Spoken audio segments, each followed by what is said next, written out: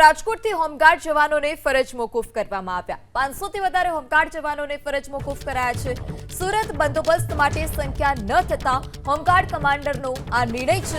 રોજંદાર તરીકે ફરજ બજાવતા હોમગાર્ડ જવાન પર હવે આફત આવી પડી છે। કલમ 4.1 મુજબ બંદોબસ્તમાં સંખ્યા ન થતા આ નિર્ણય લેવાયો। વધુ માહિતી સાથે સંવાદદાતા પરાક્રમસિંહ પણ ફોન લાઈનથી જોડાઈ ચૂક્યા છે। પરાક્રમસિંહ, સુરતમાં બંદોબસ્ત સમયે સંખ્યા ન થતા આ નિર્ણય લેવામાં આવ્યો છે। શું વધારે વિગત, કેટલાને અસર પહોંચશે? ચોક્કસ રાજકોટની અંદર 500 જેટલા જે હોમગાર્ડ બેરોજગાર બન્યા છે। આપણી સાથે કેબી કાનાણી છે, હોમગાર્ડ કમાન્ડર રાજકોટના। આપણે એમની સાથે વાત કરીશું। આખી હકીકત શું છે? 500 જે જવાનોને શા માટે તમે ફરજ મોકૂફ કર્યા?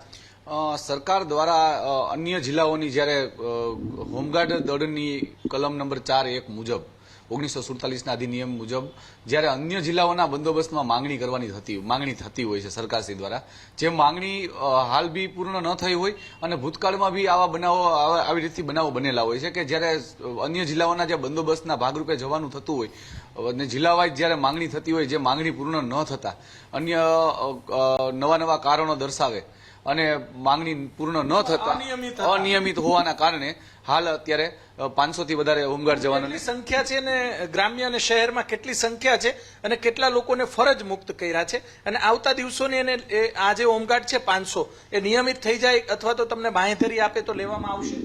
જી ચોક્કસથી હું આપને જણાવીશ કે ગ્રામ્યમાં મારી પાસે અમારા દળમાં રાજકોટ ગ્રામ્યમાં 500 થી 570 થી વધારે આપણી પાસે સંખ્યાબળ છે અને જ્યારે શહેરનું 670 સમથિંગનું જ્યારે સંખ્યાબળ છે, જે સંખ્યાબળ માંથી હાલ સુરત ખાતે ગણપતિ મહોત્સવ ચાલી રહેલ હોય, જેના સંખ્યાબળમાંથી અમને બંને શહેર અને ગ્રામ્યમાંથી 150 જવાનોની માંગણી થયેલ હોય।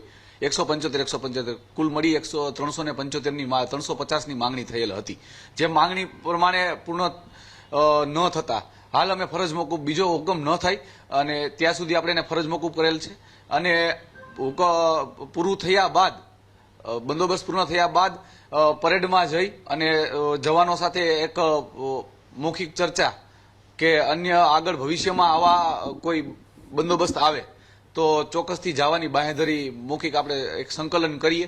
અને આ 500 જેટલા છે એ બહારગામ બંદોબસ્ત આવે એટલે જતા નહોતા? હા, બહારના જયારે બંદોબસ્તની જયારે માંગણી થતી હોય, અન્ય જિલ્લાઓ ખાતે જવાની થતી હોય, જે અન્ય જિલ્લાઓ ખાતે જયારે બહારની જે માંગણી પૂર્ણ ન થતી હોય, જેના ભૂતકાળમાં બહુ પણ આવા બનાવ બનેલો હોય, જેને ધ્યાનમાં લઈ અને હાલ પેપર ઉપર આપણે એને બીજો હુકમ ન થાય ત્યાં સુધી આપણે એને ફરજ મોકૂફ કરેલ છે।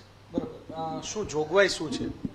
1947 મુંબઈ અધિનિયમ મુજબ હોમગાર્ડ દળની એક 4.1 મુજબ ફરજિયાત બહારના આવતા જિલ્લા બંદોબસ્ત કરવા એ ફરજિયાત છે।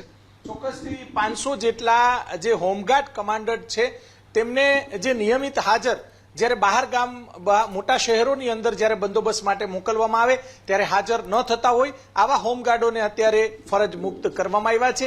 આવતા દિવસોની અંદર કદાચ તેઓ બાંહેધરી આપે તો તેમને ફરીથી પણ લેવામાં આવી શકે છે તેવું રાજકોટના હોમગાર્ડ કમાન્ડર છે તેમનું કહેવું છે। જી પરાક્રમસિંહ, માહિતી બદલ આભાર।